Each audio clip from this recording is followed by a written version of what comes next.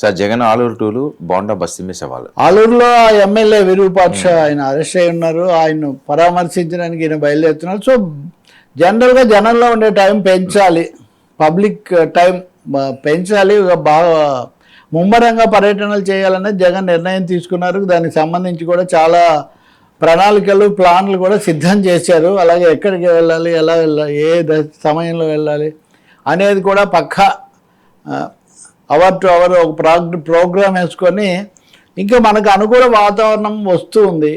ఈ అనుకూల వాతావరణం వస్తున్నప్పుడు దాన్ని సద్వినియోగం చేసుకోవాలంటే Jagan in people is more powerful than Jagan in office.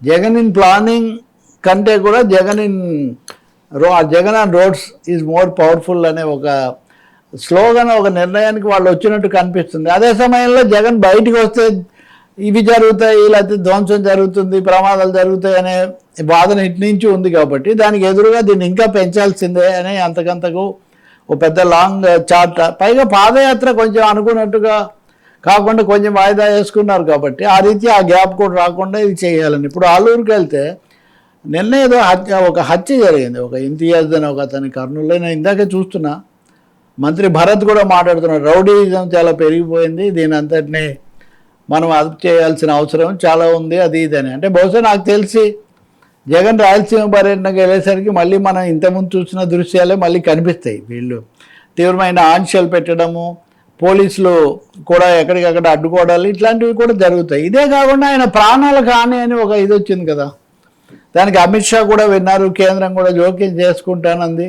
Patient listening from centre, కేంద్రం నుంచి వినడం అనేది రావడంతో వైసీపీకి అది కూడా కొంచెం ఊపు తీసుకొచ్చింది. ఇప్పుడు ఖచ్చితంగా ప్రతి విషయం రికార్డ్ చేసి కేంద్రానికి సమర్పిస్తే వెంటనే తాము తెలుగుదేశం మీద కొంత వ్యతిరేక వాదన చేయొచ్చు అన్నది కూడా. ఇలాంటి సమయంలో ఆయన అక్కడికి వెళ్తున్నారు. కానీ రెండో వైపున చూస్తే మనం ఇందా చెప్పుకున్నట్టుగా రాజధాని ఆ చుట్టుపక్కల ప్రాంతాల్లో తెలుగుదేశం పార్టీ కూడా ఎదురుదాడనే మూడ్లోకి బాగా వచ్చింది. అది అమరావతిలోకి అంబటి రాంబాబు వీళ్ళందరూ వెళ్ళినప్పుడు పెనుమాక దగ్గర అడ్డుకోవడంతో అది మొదలైంది. బోండా ఉమేశ్వరరావు వీళ్ళు చేసినందుకు అది ఇంకా పెరిగింది. పెరిగిన దాని మీద ఇంతవరకు ఆ పార్టీ నాయకత్వం కానీ ప్రభుత్వం కానీ నిరసన శిబిరాల మీద దాడి చేయడం సరైంది కాదు, ఏదో అనే పద్ధతిలో వాళ్ళు ఏం మాట్లాడలేదు. మేము ఎదుర్కొంటాము, నీ ఆటలు సాగనివ్వము, ఈ పద్ధతిలోనే మాట్లాడుతున్నారు. కాబట్టి ఢీ అంటే ఢీ, తగ్గకూడదు. స్థానిక ఎన్నికల నాటికి మనం అడుగు వెనక్కు వేసామనే అభిప్రాయం కలిగిస్తే వైసీపీ వాళ్ళు ఇంకా రెచ్చిపోతారు.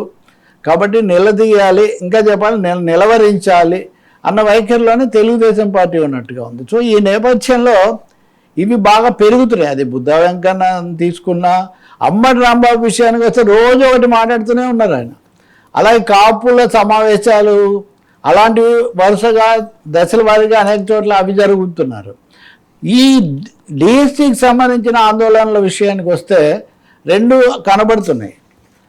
ఇప్పుడు విద్యా సంస్థల్లోకి వెళ్ళి కూడా సభలు పెడుతున్నారు. మొదట్లో ఎక్కువగా రాజకీయంగా పెట్టారు, మీరు ఇది జెడ్ అన్నారు, లేకపోతే యువత అన్నారు. కానీ ఇక్కడ కూర్చుంటున్నంత మీరే కదా, రాజకీయ నాయకులే కదా అన్న చూసిన తర్వాత వీళ్ళు నెమ్మదిగా విద్యా సంస్థల్లోకి వెళ్ళి పెట్టి చూడండి ఎంతమంది విద్యార్థులు వచ్చారని డిఎస్సి మీద తీసుకొచ్చింది మటుకు వాళ్ళు టార్గెట్ లోకేష్ అన్నది అక్కడ ఉంది, తగ్గడం లేదు.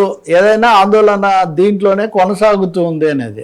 ఇంకోవైపునేమో అంతకంతకు ఈ ప్రభుత్వం విమర్శలు స్వీకరించలేకపోవడం వీటి మీద. నిన్ననే విజయవాడలో ఏబి వెంకటేశ్వరరావు అలాగే ఇతర వామపక్ష నేతలు, ప్రజా సంఘాలు వీళ్ళందరితో ఒక సమావేశం జరిపారు. అక్కడ ఆయన కీలకమైన కొన్ని వ్యాఖ్యలు చేశారు. అదేంటంటే విమర్శను ఏమాత్రం సహించే పరిస్థితి లేదు. వాళ్ళున్నా వీళ్ళ మధ్య తేడా ఏం లేదు. టీడీపీ ఉన్నా వైసీపీ ఉన్నా దాదాపు వీళ్ళ విధానాలన్నీ ఒకటే విధంగా కనబడుతున్నాయి. మనం కనుక గట్టిగా పోరాడకపోతే, వీధి పోరాటాలు చేయకపోతే ఇక్కడ కుదరదు, వీధుల్లోకి వచ్చే పరిస్థితి కూడా ఎన్నో రోజులు ఉండదని. ఇది ఏబి వెంకటేశ్వరరావు మాట. వీధి పోరాటాలే ఇప్పుడు శరణ్యమవుతున్నాయి. ఎందుకంటే మీరు ఎవరి మాట వినిపించుకోవట్లేదు, ఎవరితో సంప్రదించట్లేదు, విమర్శలు వస్తే పెడచెవిన పెడుతున్నారు. కాబట్టి వీధి పోరాటాలు అనివార్యం అవుతున్నాయి. వీధి పోరాటాలు చేసే పరిస్థితి కూడా లేకుండా పోతుంది కేంద్రంలో వస్తున్న వాతావరణం వల్ల అని. కేంద్రంలో వస్తున్న వాతావరణం అంటే ఒకటి చెప్పుకోవచ్చు,